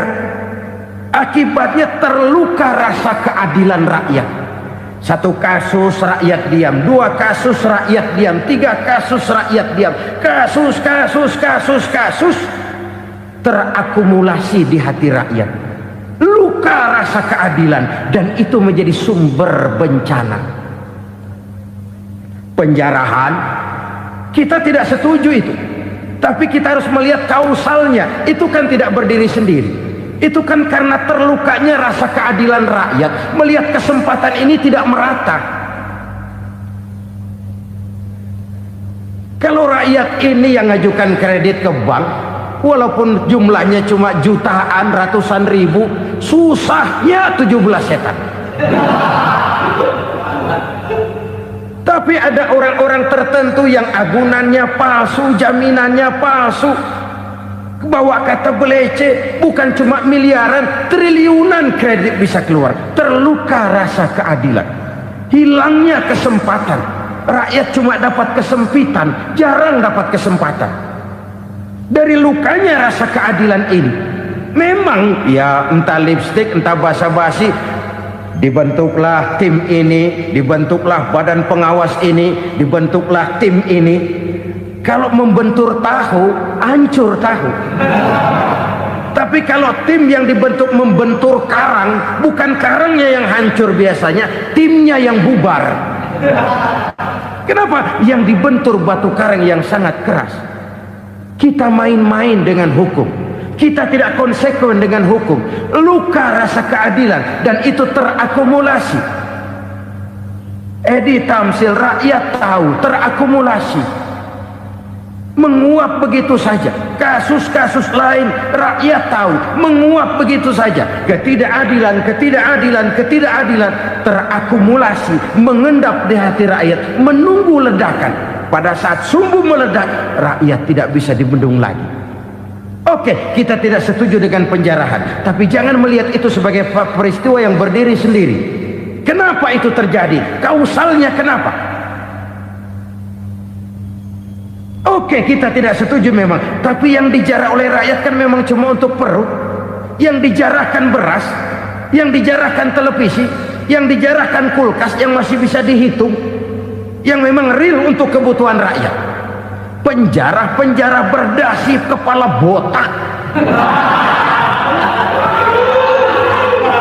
yang menguras uang rakyat habis-habisan, enak saja melenggang dalam kehidupan ini. Makin terluka rasa keadilan rakyat. Apabila hukum yang diterapkan sudah menyimpang dari keadilan yang diajarkan Allah, fasyafihimul fakru, bertebaranlah kemiskinan. Aneh, memalukan, memilukan. Sebuah negara agraris yang katanya pulaunya hijau royo-royo, Gemah Ripalau, Jenawi, Toto, Tentem, Kertora, Harjo, yang tahun 93 pernah mendapat penghargaan dari FAO, Badan Pangan Sedunia, sebagai negara yang berhasil dalam swasembada pangan. Sekarang ini kita terpaksa betul beli beras dari Vietnam, beli beras ke Kamboja, beli kedelai dari Kamboja. Kenapa? Lahan sawah kita habis ditanami pabrik. Teknologi kita, teknologi loncatan yang non-applied, tidak terpakai oleh kita. Lantas lahan yang tidak bisa kita tanami, kita paksakan lahan-lahan gambut menjadi tanah pertanian yang subur dengan biaya triliunan, dan kita gagal. Kita cari jarum dan kapak hilang. Kita mau jadi negara industri dengan loncatan teknologi yang maju, kita lupakan pola pijak kita sebagai negara agraris, dan akhirnya kita kecolongan. Lihatlah dewasa ini, rakyat kita antri sembako di mana-mana. Di sebuah negara agraris, ketidakadilan melahirkan kemiskinan, kemiskinan moral dan kemiskinan material. Kemiskinan moral, rakyat nggak percaya lagi sama pejabat. Rakyat mengalami krisis figur. Orang, alah lu ngomong dah sama ember.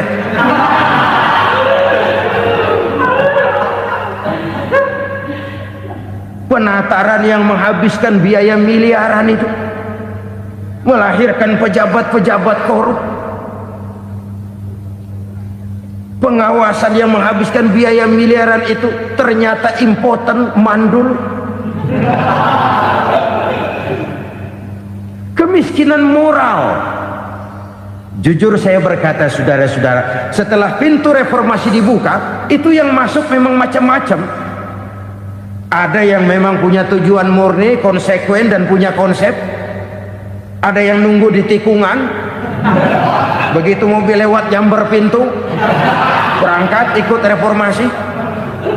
Ada Ada yang memanfaatkan momentum mumpung untuk nyampein unek-unek, ngerti nggak, pokoknya ngomong. Sehingga keadaan semakin rancu, kebingungan semakin menjadi-jadi, masalah yang paling urgent tidak terselesaikan. Sekarang ini orang berpikir mendingan jadi pala ular daripada jadi buntut macan. Buntut macan memang hebat macan, tapi kalau buntutnya cuma ugel-ugel di belakang buat apa? Mendingan jadi pala ular, kecil juga nyaplok. Artinya ya biar kecil juga kalau punya partai kan gagah. Lalu rame-rame bikin partai kayak bikin arisan. Orang makin mengalami dislokasi. Semua mau jadi pahlawan, semua mau nomor satu, semua ngomong. Iya kalau bidangnya, kalau bukan makin rancu. Marilah lewat kesempatan ini saya mengajak kita untuk tahu diri. Biarkan politisi ngomong politik, biarkan ekonom menata ekonomi, biarkan praktisi bicara soal hukum, biarkan rakyat munajat, istighfar, mohon pertolongan Allah. Tahu diri kita. Kalau memang ayam, kukuruyuk aja dah. Kalau memang kucing, ayo ngeong. Kalau kambing, silahkan ngembe. Udah tahu ayam, ngeong bunyinya. Suaranya palas, orang nggak ngerti, bingung, makin menjadi-jadi.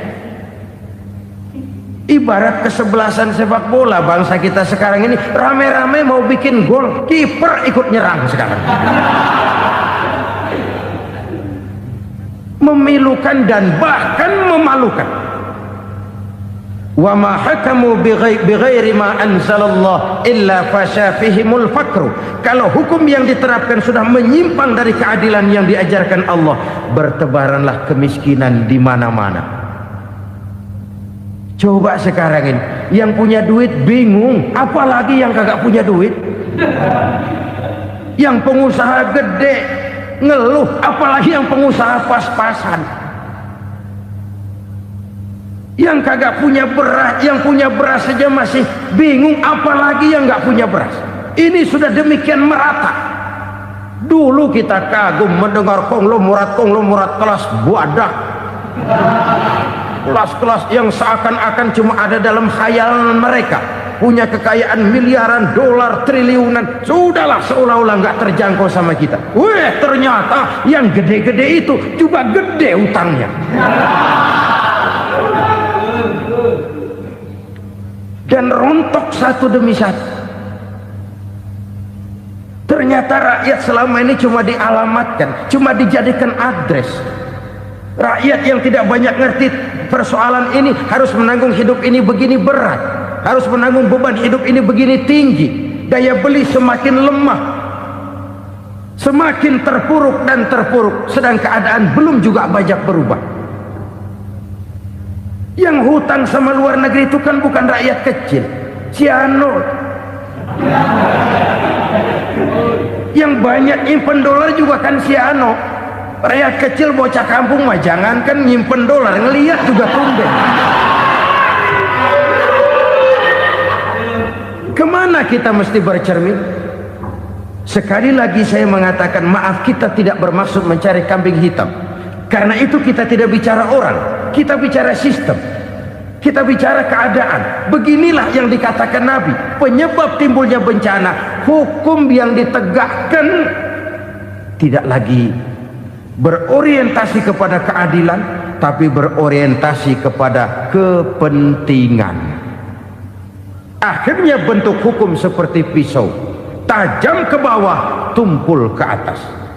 Hukum cuma buat rakyat kecil, tetapi kelompok menengah ke atas kadang-kadang kebal dari perlakuan hukum.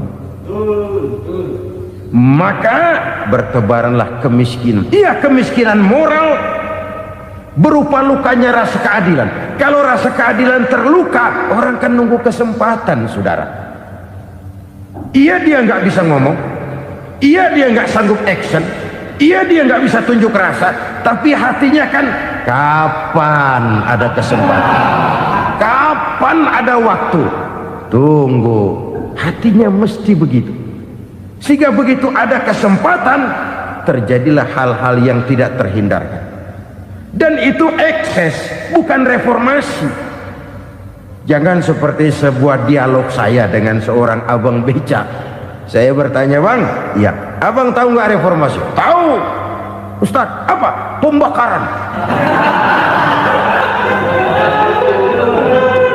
Terus penjarahan, lalu perkosaan. Itu reformasi. Itu yang saya lihat. Nah, itu yang dia lihat. Saya tentu tidak menyalahkan abang beca kita, karena memang itu yang dia lihat dan sejauh itu wawasannya. Tapi ini indikasi bahwa banyak rakyat kita yang belum bisa menggunakan kebebasan secara bertanggung jawab. Padahal kebebasan tanpa tanggung jawab tirani. Sebuah contoh gampang-gampangan. Saya beli radio, saya setel di kamar saya, lalu saya bilang, ini radio gue. Yang beli gue, pakai duit gue setel di kamar gue, sekeras-kerasnya, gak ada urusan sama orang lain. Itu kata saya. Tetapi tetangga saya sebelah rumah kan boleh juga ngomong begitu. Kata tetangga saya, ini mata gue, yang ngantuk gue tidur di kamar gue, kenapa suara radio lu nyampe kemari? Artinya apa ini? Kebebasan saya nyetel radio dibatasi oleh kebebasan tetangga saya yang mau tidur. Tidak ada kebebasan mutlak. Kebebasan mutlak tanpa tanggung jawab kembali akan melahirkan tirani, kembali akan melahirkan pemaksaan kehendak. Dan itu lagi-lagi bukan demokrasi. Saudara-saudara kaum muslimin rahimakumullah. Ini penyakit yang kedua, lukanya rasa keadilan, terutama di kalangan rakyat kecil. Itu mengendap menjadi akumulasi dan menunggu giliran kapan bisa dimuntahkan. Dengan kata lain, rakyatnya udah banyak banget makan yang perutnya jadi enak, nyelam. Kapan nunggu muntahnya? Udah begini banyak akumulasi yang mereka pendam di perut ini, sehingga ketika terjadi kesempatan itu sudah tidak terkendalikan lagi. Kita out of control. Saya tidak mentolerir sikap-sikap kekerasan. Bahkan saya lebih cenderung bahwa kalau di rumah kita banyak tikusnya saja racuni, jangan rumah dibakar. Bahwa ada korupsi, ya, ada kolusi, memang ada nepotisme, tentu. Tetapi tikusnya saja racuni, jangan rumah dibakar. Masa mau ngusir tikus bakar rumah? Tikusnya lari, tikusnya selamat, rumahnya ewes-ewes.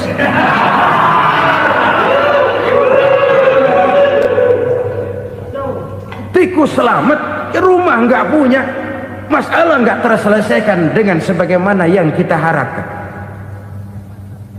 Kita sepakat ini negara hukum, dan di hadapan hukum semua manusia itu sama. Itu prinsip yang diajarkan Allah. Al-musawat bainan nas fi takalifil ahkam. Semua manusia sama dalam berhadapan dengan hukum Allah Subhanahu wa ta'ala. Kalau hukum sudah pandang bulu, itu jelas yang enak yang banyak bulunya. Siapa yang banyak bulunya? Monyet. Kalau hukum pandang bulu, monyet keenakan. Saudara-saudara kaum muslimin rahimakumullah, introspeksi. Mari kita bercermin bagaimana perjalanan hukum selama ini. Kalau introspeksi ini kita temukan, lalu ada upaya untuk memperbaiki diri. Jangan menggunakan tak ada gading yang tak retak, mikul duwur mendem jero untuk menutup-nutupi kesalahan orang. Padahal kesalahan itu sedemikian besar. Padahal rakyat kita tiap hari antri sembako. Ada yang sehari sekali makan, ada yang makan sudah bercampur tiwul, ada yang nasi sudah dicampur pisang, balik jadi orok lagi. macam-macam upaya rakyat untuk menangsal perut ini. Lalu rakyat ditenang-tenangkan, lebih baik puasa Senin Kemis sambil menghadapi krisis ekonomi. Kenapa rakyat yang disuruh puasa? Kenapa bukan pejabatnya yang puasa lebih dulu untuk kemakmuran rakyat? Kalau rakyat yang memang perutnya udah gepeng disuruh puasa, makin krempeng perutnya. Artinya pejabat harus punya sense of politik. Ya, tidak, puasa itu kan tidak cuma Senin Kemis saja. Puasa itu puasa perasaan, puasa menghargai perasaan yang sedang kondisi yang sedang dihadapi oleh rakyat. Bagaimana rakyat yang tengah antri sembako melihat pejabatnya lewat dengan mobil yang harganya sampai 1 miliar. Oh, inilah pemimpin saya. Luka lagi rasa keadilannya. Kita tidak tenggang rasa. Puasa dalam artian itu pun akan menolong menegakkan semangat kebersamaan, membentuk semangat kebersamaan. Saudara-saudara kaum muslimin rahimakumullah, penyebab bencana yang ketiga dikatakan oleh baginda Nabi, wala dhaharat fihimul fahishatu illa fasha fihimul maut. Apabila kekejian telah merajalela, maka maut bertebaran di mana-mana. Kita renungi butir kalimat dalam hadis ini. Apabila kekejian telah merajalela, maut bertebaran di mana-mana. Begitu murah arti sebuah kehidupan. Penjarahan untuk hal-hal yang kecil tapi sampai mengorbankan nyawa. Apabila kekejian sudah terjadi di mana-mana, maut pun bertebaran. Maut dalam arti berpisah ruh dengan jasad, tapi juga maut dalam arti orang bisa mati karirnya, orang bisa mati usahanya, orang bisa mati kesempatannya karena perbuatan-perbuatan keji yang selama ini tidak terbendung. Lahirlah teori mafia. Siapa yang kuat dia yang berkuasa, siapa yang lemah dia menjadi mangsa. Proyek-proyek besar yang menang tender itu ya dari itu ke itu saja. Yang pengusaha-pengusaha tidak punya koleksi, koneksi, tidak bisa bayar komisi, dapat proyek tetelan. Ada dagingnya, dikit namanya juga tetelan. Dagingnya sudah habis disantap oleh meja. Sekian puluh meja dilalui, sekian puluh amplop dikeluarkan. Sehingga yang akhirnya ya tinggal tetelan itu tadi. Maka kualitas pekerjaan pun sudah bukan lagi jadi masalah. Demikianlah mafia-mafia ini bermunculan di mana-mana. Di pengadilan terkenallah mafia pengadilan. Hukum bisa dibeli, hukum bisa dipesan menurut kebutuhan sponsor. Mafia peradilan, mafia politik, mafia ekonomi, bahkan mafia agama yang menggunakan agama sebagai kedok, menggunakan agama sebagai dalih, menggunakan agama sebagai topeng untuk melancarkan maksud-maksud politiknya pun tidak tertutup kemungkinan. Apabila kekejian telah merajalela, maut bertebaran di mana-mana.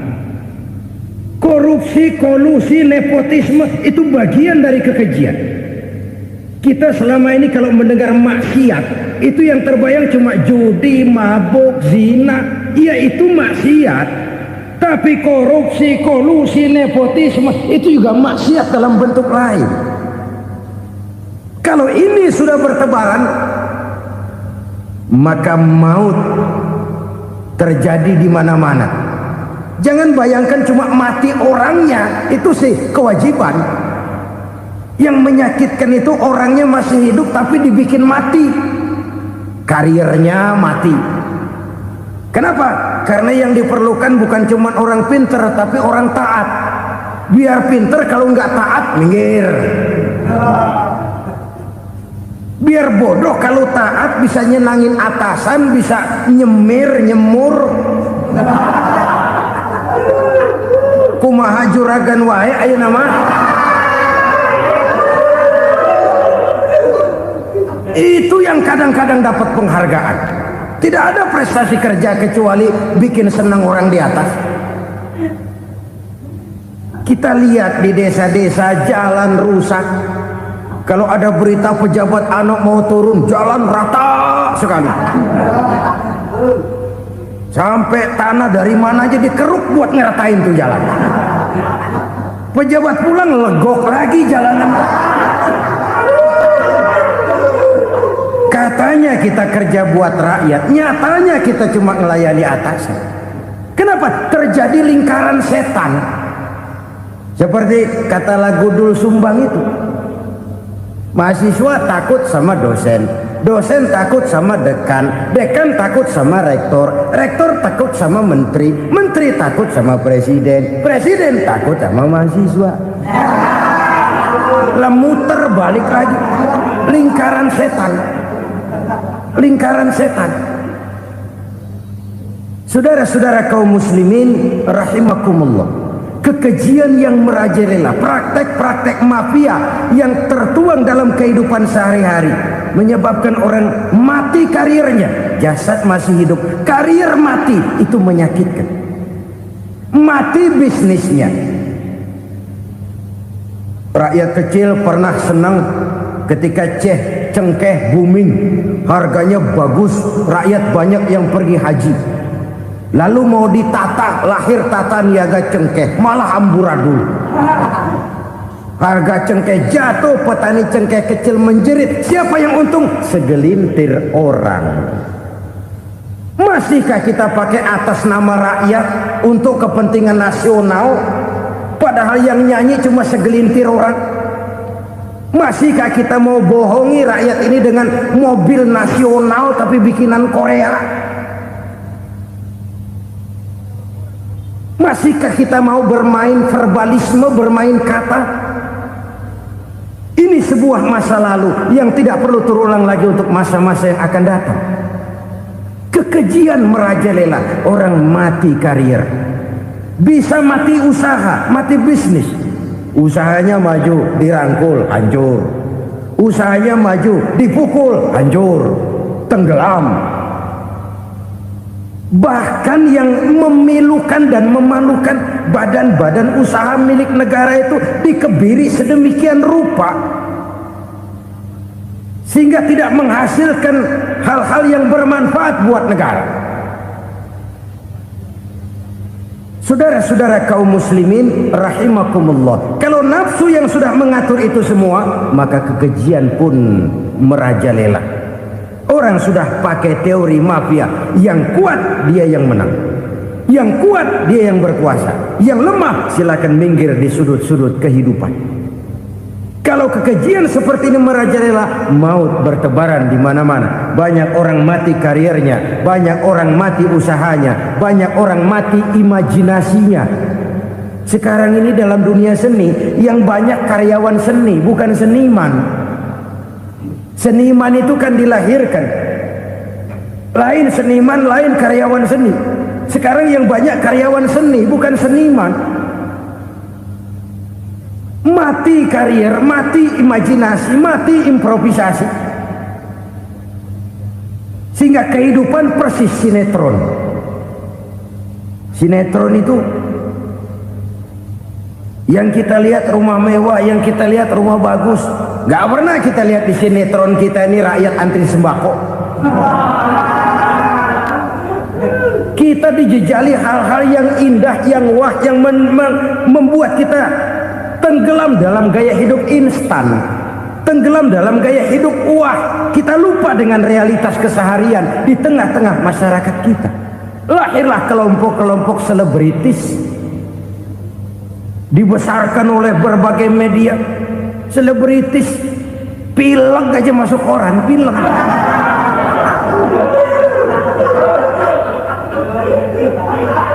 Rakyat yang pingsan antri beras nggak masuk koran. Rakyat yang semaput antri minyak nggak masuk koran. Selebritis panok masuk koran.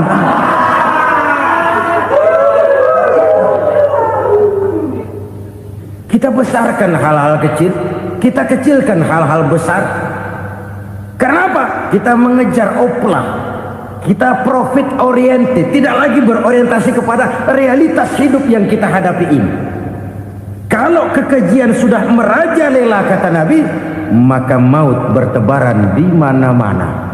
Maut dalam artian maut, coba lihat sekarang begitu murah nyawa. Karena 1000 perak orang mau nusuk bunuh. Karena beras seliter orang khilaf, begitu murah kehidupan. Tapi kekejian dalam bentuk korupsi, kolusi, nepotisme, kekejian dalam bentuk itu mematikan karier, mematikan bisnis, mematikan imajinasi, mematikan kreativitas. Itu juga maut dalam bentuk lain akibat kekejaman lain. Ini penyebab yang ketiga. Yang keempat, penyebab bencana menurut baginda Rasul, wala tuffiful mikyala illa muni'un nabat. Apabila timbangan sudah dicurangi, maka tercegahlah tumbuh-tumbuhan. Apabila timbangan sudah mulai curang, maka terjadilah musim paceklik. Apabila bisnis sudah bergaya mafia tadi itu, kecurangan-kecurangan terjadi, tender di balik pintu, yang dimenangkan cuma kelompok-kelompok yang bisa memberikan presentasi yang besar, muni'un nabat, terjadilah paceklik. Paceklik, panen gagal, wereng, ya wereng, kemarau panjang, it's okay, air sulit, iya, tetapi kan semua itu ada yang ngatur. Kemarau ada yang ngatur, belalang itu ada yang ngatur, air itu juga ada yang ngatur. Yang ngatur itu yang serba maha. Kalau ia murka melihat kecurangan timbangan, Allah itu kalau murka kan gampang saja, tinggal komandoin balang, lang, hancurin tuh sawah. Konvoy belalang, konvoy. Allah tinggal ngutik angin El Nino, mampir lo ke Indonesia. Hujan nggak turun-turun, kemarau panjang. Jadi kalau musim kemarau kan namanya anginnya El Nino. Kalau musim hujan anginnya namanya La Nina. Cakep namanya, kejem orangnya. Saudara lihat Cina sekarang sedang kena La Nina, banjir besar, ribuan orang meninggal. Dia mah ribuan mati kagak berasa, rakyatnya miliaran. Bangladesh lagi ngalami La Nina, India lagi ngalami La Nina. Angin, hujan, kemarau, belalang, itu kan ada yang ngendaliin.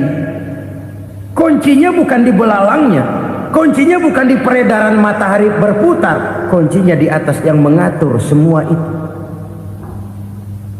Kalau timbangan sudah mulai curang, pengusaha sudah nggak mau jujur, apa nggak bikin perut jadi mual. Begitu rakyat antri sembako pingsan nggak dapat beras, sementara beras ditumpuk-tumpuk sampai membusuk. Kemana hati nuraninya? Kemana akal pikirannya? Kemana mereka yang berbuat atas nama rakyat tapi melihat rakyat susah tidak tergerak hatinya? Apabila timbangan sudah mulai dicurangi, bisnis sudah mulai melenceng, maka terjadilah paceklik. Sebuah negara yang berhasil dalam swasembada pangan, lalu sekarang menjadi negara yang rakyatnya antri untuk memperoleh kebutuhan pangan. Saudara-saudara kaum muslimin rahimakumullah, ini intinya adalah kecurangan.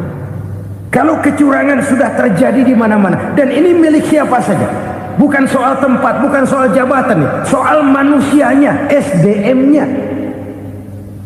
Kecurangan tidak cuma terjadi di kantor, di masjid bisa terjadi kecurangan. Korupsi tidak hanya bisa terjadi di kantor, di madrasah bisa ada korupsi. Faktor manusianya, ini soal SDM. Kecurangan yang besar tentu besar lagi kerugiannya. Kecurangan yang kecil, kecurangan sehari-hari, pedagang-pedagang kecil, ngurangi timbangan, barang yang buruk dikatakan baik, yang baik dikatakan buruk. Itu merugikan perorangan. Kecurangan yang besar merugikan bangsa dalam bentuk total, dalam bentuk seutuhnya. Nah, kecurangan-kecurangan seperti ini rakyat kan lihat, rakyat kan tahu, dan itu kembali terakumulasi di sini, pegel. Dan jangan lupa, rakyat yang nggak ngomong itu, rakyat yang nggak bersuara itu, batinnya menjerit, jeritannya menggoncang aras, dan itu didengar Allah. Yadullah fauqal jamaah, kata Nabi. Tangan Tuhan di atas orang banyak. Jeritan hati rakyat menggoncang aras. Rakyat yang terlalu banyak dizolim, rakyat yang terlalu banyak dirugikan, ya rakyat yang terlalu banyak di atas namakan, menjerit batinnya, menggoncang aras, dan Allah bisa menggerakkan apa saja untuk membuat satu situasi. Allah bisa menggerakkan apa saja untuk membuat satu situasi. Saudara-saudara kaum muslimin rahimakumullah, ini faktor yang ketiga, timbulnya kecurangan. Faktor yang keempat maksud saya. Yang kelima, penyebab timbulnya bencana menurut baginda Nabi, wala muni'uz zakat wala muni'uz zakat illa hubbisa anhumul qatr. Apabila zakat enggan dibayar, maka tercegahlah qatrun. Qatrun ini kalau bahasa kita sembako. Maka tercegahlah kebutuhan-kebutuhan yang kita perlukan. Ini kita tidak meragukan bahwa yang kita tuju adalah masyarakat yang adil dalam kemakmuran dan makmur dalam keadilan. Nah, antara kemakmuran dan keadilan ini memang sering tidak bisa berjalan seiring. Pada saat kemakmuran kita kejar, ekonomi kita pacu, ada nilai-nilai keadilan yang tertinggal. Pada saat nilai keadilan kita tegakkan benar-benar, ada unsur-unsur kemakmuran yang terabaikan. Oke, kita bisa mengatakan kasus. Oke, kita bisa mengatakan itu sebagian kecil. Tapi kalau sebagian kecil, lama-lama kan jadi sebagian besar. Oke, kita mengejar kemakmuran. Pertanyaannya, kemakmuran untuk siapa? Oke, kita berikan kelompok tertentu kue yang besar dengan harapan nanti dia bagiin kuenya kepada yang kecil-kecil. Tapi kenyataan, mereka yang dapat kue besar akhirnya malah lupa diri dan lupa daratan. Mau makin besar, mau makin besar, mau makin besar, malah memeras yang kecil-kecil ini. Sekarang kan yang kecil modali yang besar. Ramai-ramai buka bank, ternyata kamuflase. Uang banknya untuk kredit perusahaannya sendiri. Nasabahnya rakyat kecil. Artinya apa? Rakyat kecil disuruh modalin orang yang udah gede. Ini kan sumber geledek urusan.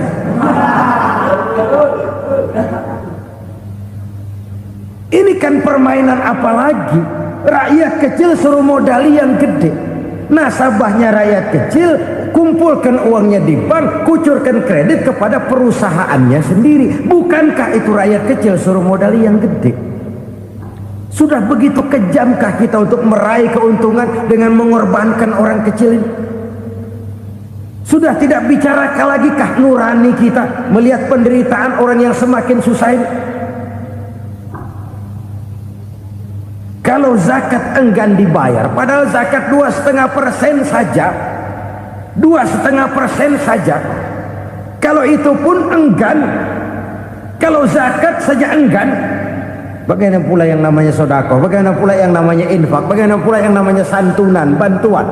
Kadang-kadang lipstick nyumbang si nyumbang, cuman nyolongnya lebih gede. Ini namanya sumbangan lipstick. Buat lipstick itu kan buat ngumpetin bibir pucat. Itu fungsi utama lipstick. Buat ngumpetin korupsinya, nyumbang kegiatan-kegiatan sosial, tapi yang dia korup lebih gede dari yang dia sumbangin.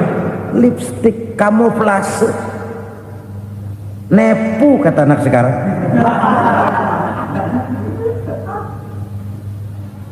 Saudara-saudara kaum muslimin rahimakumullah, demikian berat kewajiban zakat ini sampai di zaman Sayyidina Abu Bakar pernah keluar komando perangi orang yang enggan membayar zakat. Perangi, karena fungsi zakat adalah menjembatani antara si kaya dengan si miskin. Bahwa ada kemiskinan itu Qur'ani. Allah menyatakan, aku melebihkan rezeki sebagian kamu dari yang lain. Ini kan kesenjangan. Allah melebihkan rezeki sebagian kamu dari yang lain. Ada itu, tetapi itu berjalan secara nature. Nah, kalau direkayasa, yang kaya semakin kaya, yang miskin semakin terpuruk, yang sudah besar dapat proyek besar, yang kecil dapat tetelan. Ini kan rekayasa namanya. Kesenjangan yang direkayasa ini yang kita harus kikis. Nah, fungsi zakat menjembatani dari sisi sosial. Dari sisi pribadi, Nabi berpesan, zakku amwalakum biz zakat. Bersihkan hartamu dengan zakat. Sekarang ada istilah nyuci uang. Uang hasil korupsi itu bisa dicuci, dijadikan uang bersih. Bukan pakai rinso, bukan. Pakai politiknya koruptor, diolah sedemikian rupa sehingga jadi uang resmi. Sudah memutik, itu termasuk yang disebut kejahatan kerah putih, white collar crime. Kejahatan kerah putih, kejahatan pakai dasi, kejahatan kelas kakap. Makanya orang mendingan goblok kagak bener daripada pinter kagak bener. Goblok kagak bener itu gampang ngurusinnya. Pinter kagak bener, ini yang berabe bener ngurusinnya.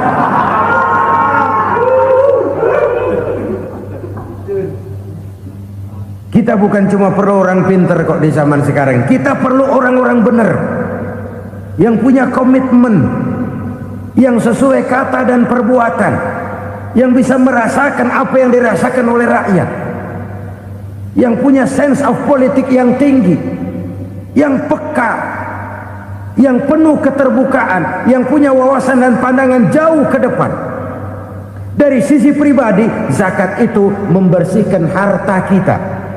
Ya, dia tercampur dengan yang subuhat, dia bahkan mungkin tercampur dengan sedikit-sedikit yang haram. Itu zakku amwalakum biz zakat. Bersihkan hartamu dengan zakat itu.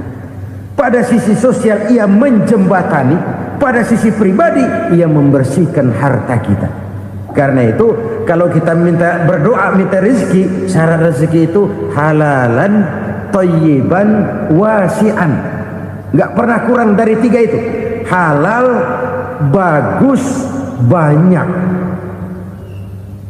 Halal, bagus, tapi sedikit, susah ngaturnya. Halal, banyak, tapi kurang bagus, buat apaan? Bagus, banyak, tapi haram, enggak ada artinya. Sebab kata Imamul Ghazali, kalau kau terlalu suka memakan makanan yang haram, dikunyah masuk ke dalam perut besar, digiling oleh perut besar, menghasilkan energi, menggerakkan sel-sel pembuluh saraf, kau juga akan cenderung berpikir yang haram. Kalau sudah cenderung berpikir yang haram, perbuatan pun akan mengarah kepada perbuatan-perbuatan yang haram.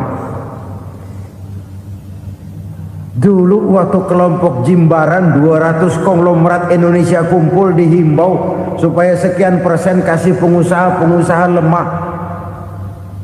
Itu kan cuma sekedar belas kasihan, tidak banyak menolong keadaan. Dan bukan itu yang diperlukan pengusaha-pengusaha kecil. Yang diperlukan adalah berikan kami kesempatan seperti mereka dapat kesempatan. Berikan kami peluang seperti mereka juga dikasih peluang. Kalau cuma dikasih 100 juta, 200 juta hari ini, usaha kami nggak ada prospeknya, peluang kagak ada, kan sama juga bohong. Diceburin ke kali, disuruh berenang, tangan diikat, mendingan mampusin ketahuan. Ayo berenang, berlomba, tangan diikat, kaki diikat. Sama saja nyuruh mati. Jadi jangan kasih ikannya, kasih kailnya. Yang diperlukan pengusaha kecil menengah ke bawah itu bukan cuma sekedar belas kasih dari konglomerat besar. Berikan kami peluang seperti mereka juga dapat peluang. Berikan kami kesempatan seperti mereka dapat kesempatan. Berikan kami kredit dengan kemudahan seperti mereka juga kalau minta kredit begitu mudahnya. Menciptakan peluang dan kesempatan, pemerataan. Bukan menciptakan manusia Indonesia dengan standar ekonomi yang sama. Semua rumahnya harus sama, semua punya mobil. Itu sih kebersamaan bebek. Bebek, coba lihat bebek. Satu ngalor semua. Satu ngidul semua. Kebersamaan bukan itu. Kebersamaan adalah menciptakan peluang. Kalau yang kaya bisa semakin kaya, kenapa yang miskin tidak bisa ikut naik jadi sedikit kaya? Kalau pengusaha yang sudah kuat bisa bertambah menjadi kuat dengan proyek mega proyek, kenapa yang menengah tidak bisa ikut menjadi kuat? Dan kenapa kekejian itu merajalela? Kita dengar lewat berita-berita PLN tekor, PLN hutang. Kenapa? Dia beli listrik dari swasta yang belinya lebih mahal daripada penjualannya. Artinya dia beli itu listrik dari perusahaan listrik swasta, dia jual kepada rakyat lagi. Harga jualnya lebih murah daripada dia beli kepada swasta. Kenapa? Ada tekanan lagi tuh. Biasa siklus lagi. Hukum Boyle. Atas neken, paling bawah gepeng. Ya kita nih rakyat kecil, emang nasibnya gepeng terus. Saudara-saudara kaum muslimin rahimakumullah, dari 5 penyebab bencana ini kita ambil kesimpulan untuk sebuah renungan dan introspeksi kita bersama. Pertama, mengingkari janji, padahal janji itu yang lebih tinggi nilainya adalah di hadapan Allah Subhanahu wa ta'ala. Baik wakil-wakil rakyat di parlemen maupun pemimpin-pemimpin rakyat di dalam kabinet, apabila memangku suatu jabatan, selalu mereka mengawali dengan sumpah, dan sumpah itu dimulai dengan demi Allah. Sadarkah kita pada saat itu kita ucapkan bahwa kita sudah mempertaruhkan Allah untuk jabatan yang kita pegang? Kita sudah mempertaruhkan nama Allah untuk posisi yang dipercayakan kepada kita. Sadarkah kita bahwa menyia-nyiakan itu satu dosa yang sangat besar, yang tidak hanya kepada Allah tetapi juga kepada rakyat yang kita wakili, kepada rakyat yang kita pimpin. Cukuplah sudah rakyat dijadikan address, umat dijadikan alamat sebagai numpang. Marilah kita kembali kepada komitmen awal dengan jujur kepada janji kita sendiri.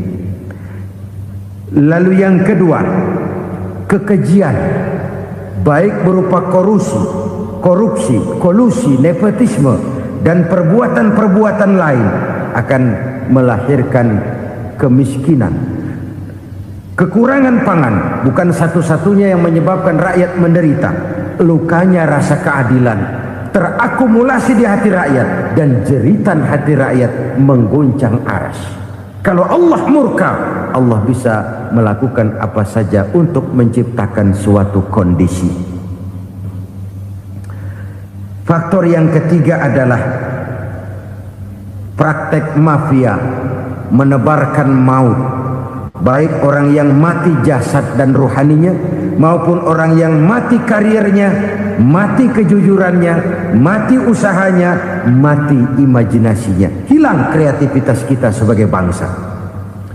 Faktor yang keempat, kecurangan-kecurangan di bidang usaha, di bidang tender, mengandalkan menjual kekuasaan. Dan memang repot kalau penguasa jadi pengusaha. Mau atau tidak mau, kebijakan-kebijakan kekuasaannya akan memperkuat jaring-jaring usahanya. Dan pada saat itu objektivitas sulit ditemukan lagi.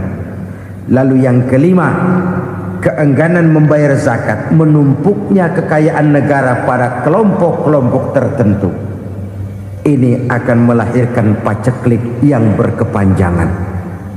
Menumpuknya kekayaan dan harta negara pada kelompok-kelompok tertentu akan melahirkan paceklik dan kemiskinan yang berkepanjangan.